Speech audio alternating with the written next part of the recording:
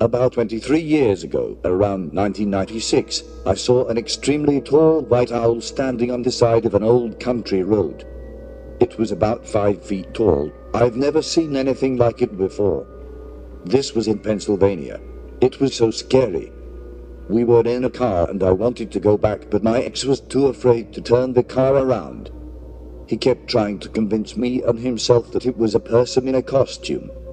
It definitely wasn't. I just wanted him to drive by so I could get another look. I didn't want to stop or anything. It was in Western Pa, in Clinton, which I believe is Beaver County. This owl thing that I saw looked exactly like a white owl, just huge. I remember its head was turned toward the road, so I had seen the face perfectly, and it never gave me any vibe that it could be human in any way or have humanistic features other than its height. If you know where Janowski's farm is, we were a little further out than that, heading to the highway toward Pittsburgh. It was a dark, secluded road with no other traffic. It had just finished thunderstorming, a really bad storm, and was raining lightly. The windshield wipers had just swept the rain away, and that's when I saw it. It was a really frightening sight. J.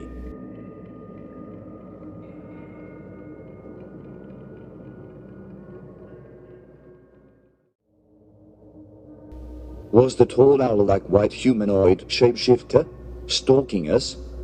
About 4 years ago, 2015, on a It's Getting Dark Pretty Early fall evening around 7 midnight, my girlfriend, roommate and I were walking along some decommissioned train tracks surrounded by woods on both sides. We loved exploring little in-between areas, so this wasn't an uncommon event. We were about 5 miles into the tracks and woods and were considering heading back since it was getting dark quick and none of us had a flashlight. I suddenly got this sensation of almost nausea-inducing dread and looked at both my friends who were with me and saw that they too were feeling something, wide-eyed and looking around. "Let's start heading back," I declare, and they all nod in silent agreement.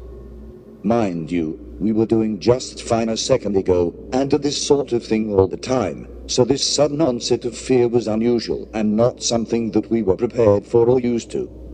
Just as we were turned around, we all heard a strange sound that almost sounded like quieted thunder metal hitting metal that was coming from what sounded like off in the distance.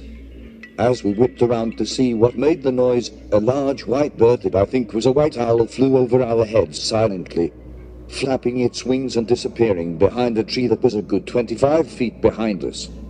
We all looked at each other trying to make sense of what the hell we just heard and started walking briskly back towards civilization.